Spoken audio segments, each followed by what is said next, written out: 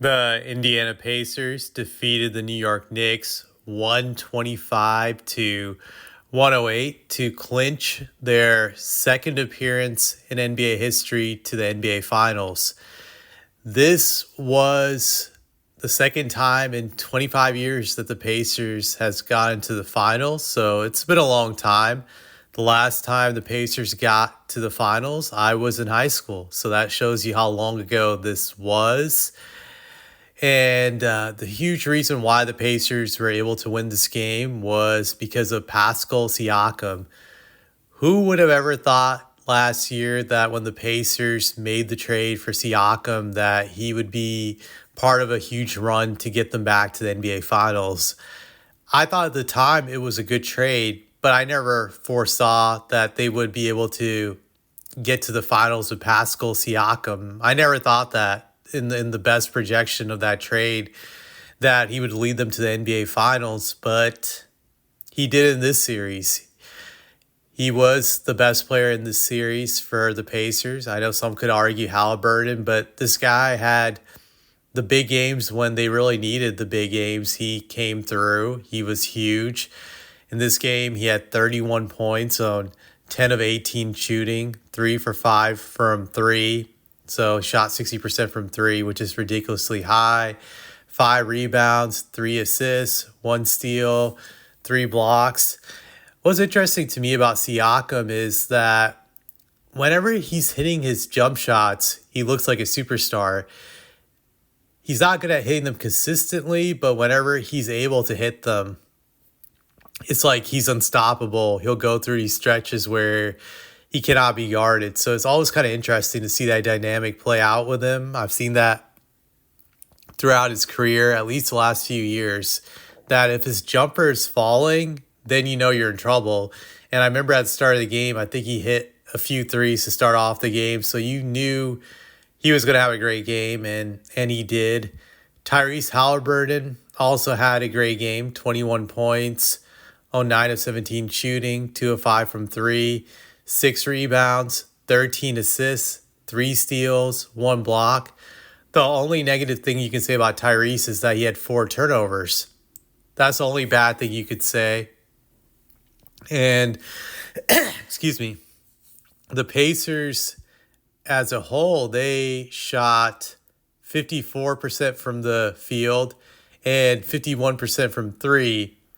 When you're shooting that high, you're going to win like 90% of the time, especially when you're shooting above 50% from 3. That's going to pretty much guarantee you victory.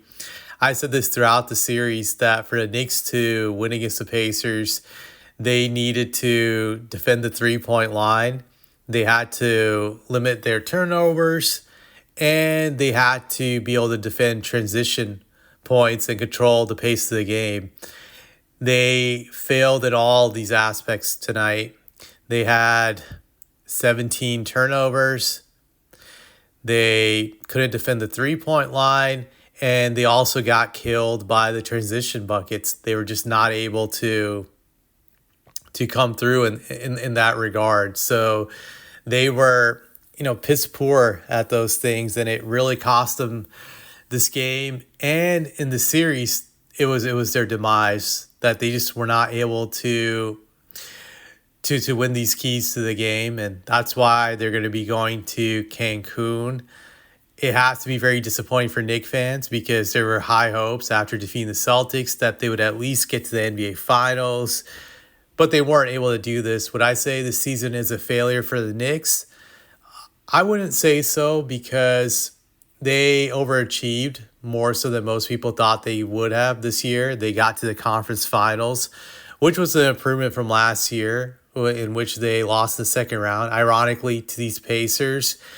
If you're a Knicks fan, what's frustrating, I would say, is that these Pacers are now a thorn for the Knicks. They lost 2 years in a row to them. I do think this series would have probably gone differently had what happened in game 1 not had happened, with Nesmith hitting those 5 threes in like the final 4 minutes of the game. I think there was a statistic on ESPN that said that when you're up by like 14 or 15 with like 4 minutes left, there's like a 99% chance that you're going to win the game. And the Knicks, unfortunately had the 1% bad luck in that game, and I felt that set the tone for the series, and the Knicks were never really able to bounce back. So that game definitely haunted them, and I guess it was just foreshadowing for all the mistakes you would see the Knicks make throughout the series, such as not being able to guard the 3-point line, not be able to control transition buckets. And like I said, all those things did them in. Now, when you look at the Knicks, I would say Jalen Brunson and Cat are a great duo.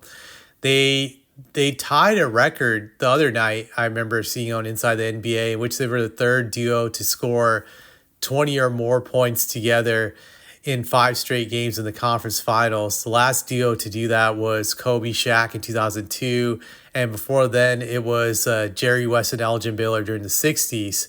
So they are a great tandem, and the Knicks should keep them together. They should definitely run it back with those guys. Granted, they can do some tweaking to their team. They can see what they can do to make their bench better and just work on all the flaws of the series.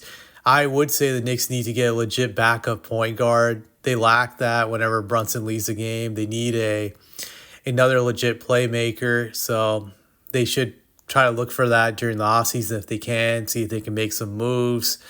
That's one thing that they definitely need to fix, I would say. So when you look at the Knicks, they should keep the team together, run it back next year. The East will be wide open again. The Celtics, they will definitely not be back. When you look at the Tatum situation, he won't play next year, so you can put an X in them. The Milwaukee Bucks, I think they're done. That situation with Giannis does not look good. And the rest of the East is up for grabs, even with these Pacers being the best team in the East right now. I think it's still wide open next year, and anything can happen. So that's why the Knicks should keep it together. Now, looking at the Pacers, this next series will definitely be interesting. Both them and OKC are high-scoring offensive teams, so I think you're going to see a lot of high-octane offense in that next series. But I think OKC will definitely have an edge against them with their great defense. I expect OKC to win the next series, but you could see some high-scoring games. That could be insane, like 150 to 140. I definitely think that's a possibility. But I definitely see OKC winning that series. I know Adam Silver's probably having a heart attack right now simply because these are two very small markets, which the NBA frowns against. So I'm sure he's having a panic attack. I don't feel bad for him. Never been a fan of this guy. I call him Mr. Egghead.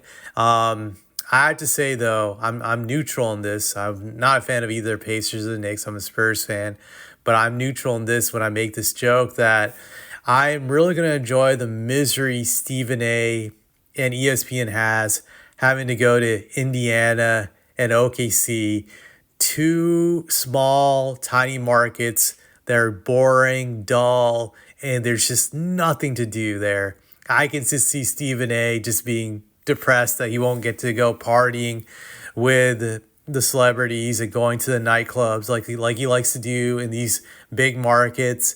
Same with all these other ESPN people, because they're not really about the job. They're all about partying. So I think the silver lining is that these ESPN people, these media people, they're not going to have a lot of fun in OKC or Indiana. They're actually going to have to do their job, which I think that should be the norm, but it's not with these media people. They are spoiled beyond belief. This is like a glamour job.